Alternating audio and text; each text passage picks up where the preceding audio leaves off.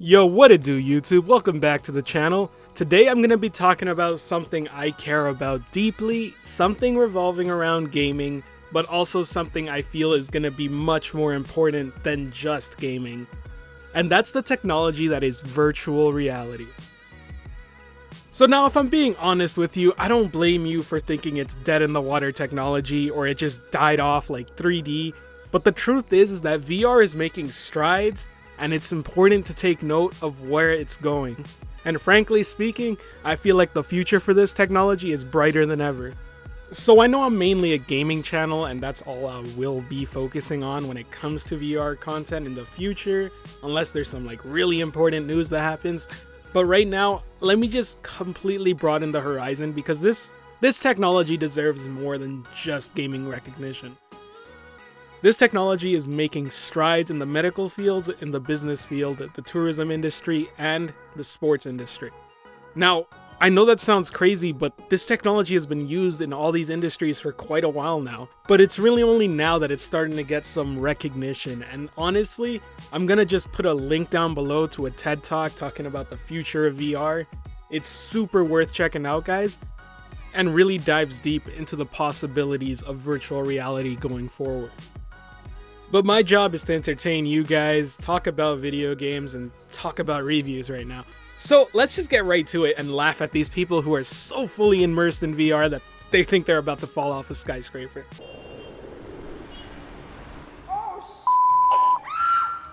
Oh my gosh. No. It's too real. My palms are sweaty. That is so cool. I'll have to go back. No, I don't want to.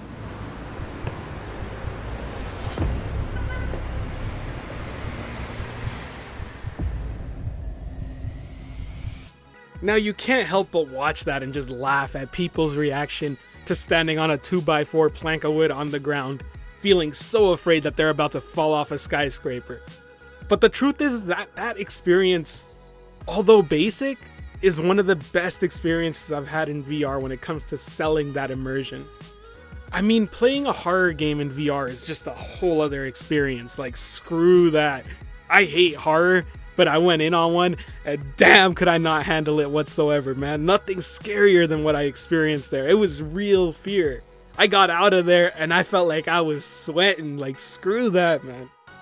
But then it got me to think, and I'm like, damn, this game actually achieved its job, and it scared the hell out of me.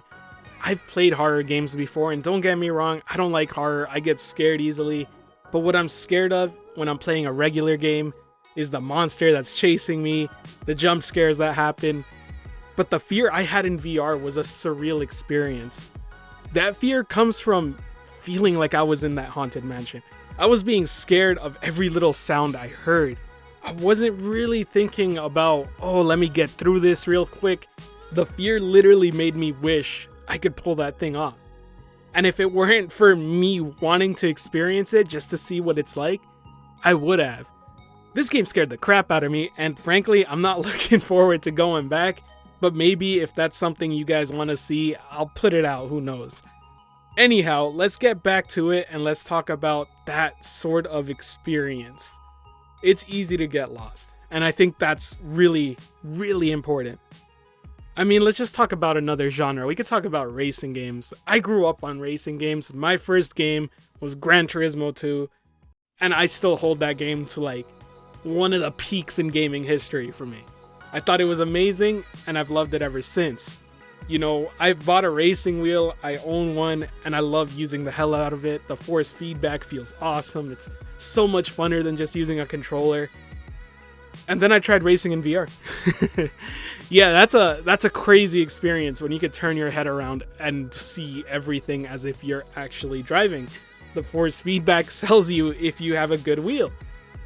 And frankly speaking, nothing makes me want to build a motion rig more than that right now. It's a crazy experience, and when you're racing against someone else in VR, and you're driving right alongside them, trying to pass them, and they look at you, and you look at them at the same time, yeah, that's a trippy experience I've never had before in gaming. Seeing their head turn around toward you, knowing they're probably pissed off at the fact that you're trying to cut them off and everything, but it's hilarious just seeing them look at you at the exact moment. But I think that's really where VR shines on selling itself among gamers. I've never had these experiences before playing a real game. I've never felt like I was the driver in a racing game. I'm not one to use cockpit view. It's annoying to me using it on a 2D screen. I feel like my vision's so cut off and I can't tell anything. But in VR, it doesn't matter. I feel like I would be behind the wheel of an actual car. And I think that speaks volumes about it, right? The fact that I feel like I can drive in VR in a similar fashion as to where I would drive in real life. And then let's talk about another genre that's really popular. We got shooting games, you know? I'm a huge Call of Duty fan, a huge Battlefield fan. I play a lot of shooters. I think they're fun games. And I love playing them online multiplayer. Now, I'll never forget my first time holding a gun in VR. I was like, oh yeah, I'm ready for this. I was so hyped to get into the game. I ran in there, pointed the gun at an enemy player, click, click. Wait, I couldn't shoot. I was so confused. I was like, why isn't it shooting? Little did I know I had to manually reload this in a way that was more than just pushing a button. I had to go to my waist, grab an ammo clip, fit it into the ammo slot, cock the gun, turn the safety off. Was not aware. You know, I've been playing shooting games for the majority of my life now. I've been playing ever since Call of Duty 2, and I was lost. For the first time I was playing a video game, and I felt so out of my element. I mean, I had to learn how to reload a gun, and that's never been an issue in a video game before. You know, I'm used to pressing square or X, having the animation pop in 2 seconds, boom, let's go. Here, it was a skill. I see players that can reload so efficiently compared to others that they're at a complete advantage, not just based on their skill in aiming, but based how fast and efficiently they can reload. And that's crazy to me because the skill gap in VR is just way above what you would think of on a 2D game. It's a completely different set of skills. Aiming in VR is just a very different experience. I mean, in a 2D game, I can only look around a corner, get shot at if I take a peek. In VR, I can lean my hand out alone and just blind fire. Having that option alone changes so much in how you approach a battle. I mean, just learning how to reload a gun was a very big learning experience for me, and it had me thinking to what other types of learning experiences I could find in VR. And lastly, I think I'm gonna end on that genre. There's so many more I could talk about, but for now, I really want to end it on a genre that left me greatly impacted. It really made me think and let me wonder about what other possibilities VR can let me experience. So as a little background, my father's colorblind, and I've never really put much thought into it or thought of how exactly that can affect someone day to day. So in this experience, there's one part where you're in a supermarket and they lay out a bunch of fruits ahead of you, and then they start asking you to pass them a tangerine, an orange, an apple. And then you start realizing, hold up, I don't know which is which right now. And I think that really stuck to me. I mean, being colorblind like that makes even a simple task like that really hard for me to do. I mean, without having labels telling me exactly what's what, I got most of them wrong. And you know, that really got me to go to my father and talk to him more about it. Just because I kinda had a understanding of what it might possibly be like. And I think that's where VR really hits that mark, you know? It had me thinking about a topic I've never really put much thought into all day.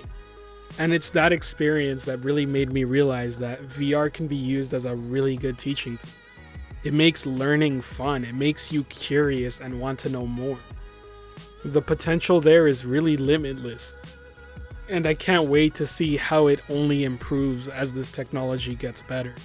Funny enough, I wanted to end it there, but talking about all this really made me realize that these experiences that I'm recalling right now feel more than just a memory of me playing a game. More so, in fact, it feels like I was actually the one there. I remember exactly how it is that I fumbled a gun and dropped it to the floor, or when I passed the guy in the race and I waved at him as a joke. I mean, I remember doing those things. I don't remember clicking a button and seeing it happen. I moved my hand to do those things. And I think that really is the true power of VR. Alright, so that's the end of the video, guys. Thank you for watching. Hope you liked it. Please like, comment, subscribe for more. You'll be getting daily videos. I'll be doing a lot more VR content coming. Peace.